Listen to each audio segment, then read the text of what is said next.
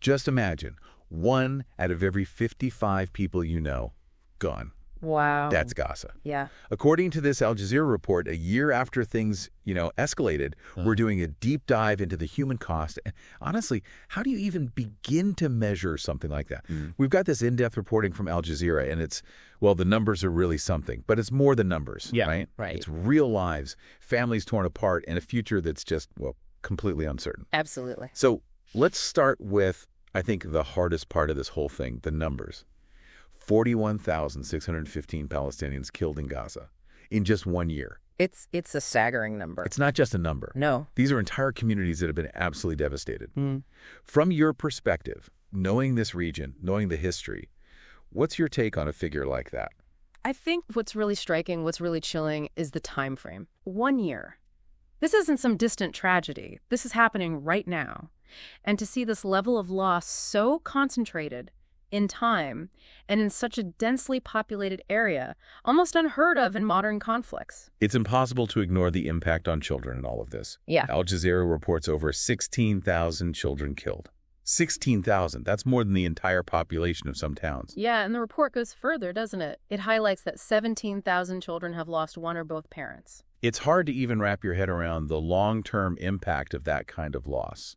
The trauma, it's like it's woven into the next generation. What does that do to a society that's trying to rebuild? It creates a wound that runs deeper than any kind of physical destruction. You're looking at potentially widespread PTSD. Wow. Not just in individuals, but on a societal level. The breakdown of families, the loss of parents, it ripples outward, impacts social structures, economic stability, the very fabric of their future. These numbers, these heartbreaking numbers, don't even include the wounded.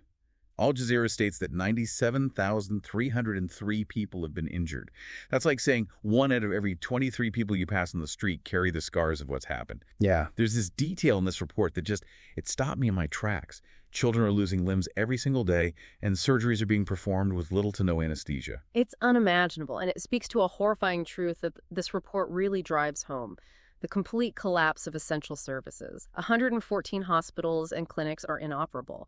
Imagine needing medical care, basic necessities, and they're simply gone. It's like we're seeing echoes of history's darkest sieges play out, where survival itself is a struggle. And then there are the mass graves. The Al Jazeera report mentions the discovery of 300 bodies at the Nasser Medical Complex. That's just unimaginable. It really is. It's a stark reminder of the human cost of this conflict, the psychological impact of burying your loved ones in mass graves, the sheer scale of loss. It's unimaginable. How do you begin to heal, to rebuild trust, to rebuild a sense of community in the shadow of that kind of trauma? And it's tragic because the suffering, it goes far beyond those casualties that we're talking about, those immediate casualties. Yeah. Al Jazeera paints this picture, this just devastating picture of a humanitarian crisis, and it just keeps spiraling. It's true. It's like the bombs were just the start. Exactly. And this report, it goes into this meticulous detail about the breakdown of absolutely essential services and the just horrific consequences. Contagious diseases are spreading like wildfire, clean water, practically non-existent, and food shortages. I mean, it's pushing people to the brink. It's almost unfathomable. Yes. 75% infection rate for contagious disease. Okay. People are so desperate they're resorting to drinking seawater. It's this cascade, you see. One crisis and then another, and they just compound each other. The population is so weakened, vulnerable to these diseases, and they just don't have the most basic resources. It's a recipe for disaster. It's a recipe for long-term health complications. Yeah. Especially for the most vulnerable. Of course. And then you add on to that the utter destruction of the infrastructure they need. Right. Al Jazeera reports 700 water wells destroyed. Gone. 150,000 homes destroyed. How do you even begin to rebuild when the very foundation it's shattered? That's the question, isn't it? Yeah. And it's a question that, it's been challenging post-conflict regions for centuries. And this Al Jazeera piece, it doesn't shy away from this. Yeah. Rebuilding, it takes stability, resources, this sense of security.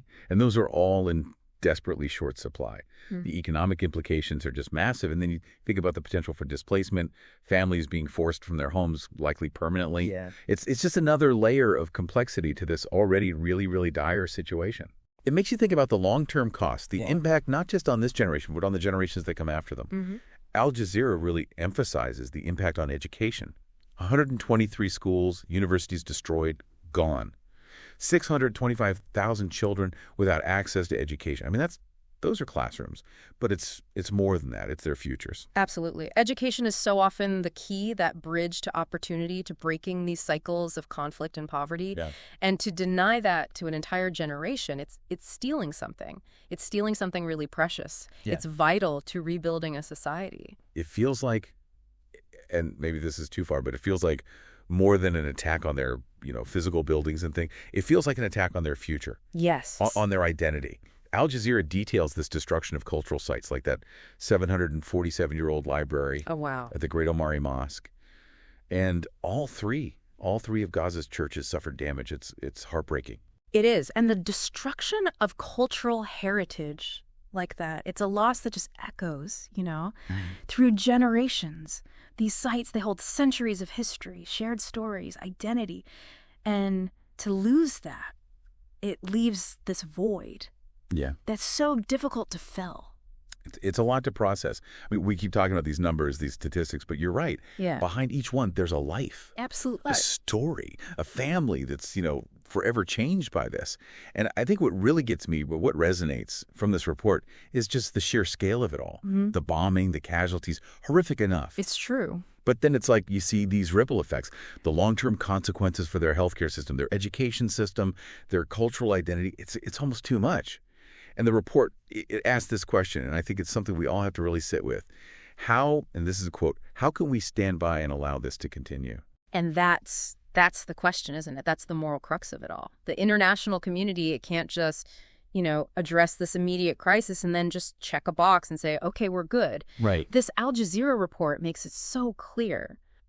True peace, it requires a real commitment to rebuilding, to addressing those deep long-term needs.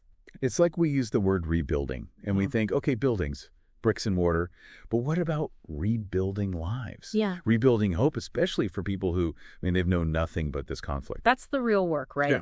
Rebuilding infrastructure, that's one thing. But we're talking about rebuilding shattered lives. Right. Providing mental health support, real support to people who are deeply traumatized, making sure that kids have access to education, quality education. That's a monumental task. This report, it's tough to read. There's no way around it. But honestly, I think it's something everyone should sit with for a while. You can find the full Al Jazeera article on our website. It's worth a read. Because this isn't just some problem for, one region to solve. It's on all of us. It's a shared responsibility. It's a call to action. And hopefully, if we can understand the real cost, the true cost of what's happening, maybe, just maybe, we can actually start to create a different path, a better path, a path towards, a future with a little more hope.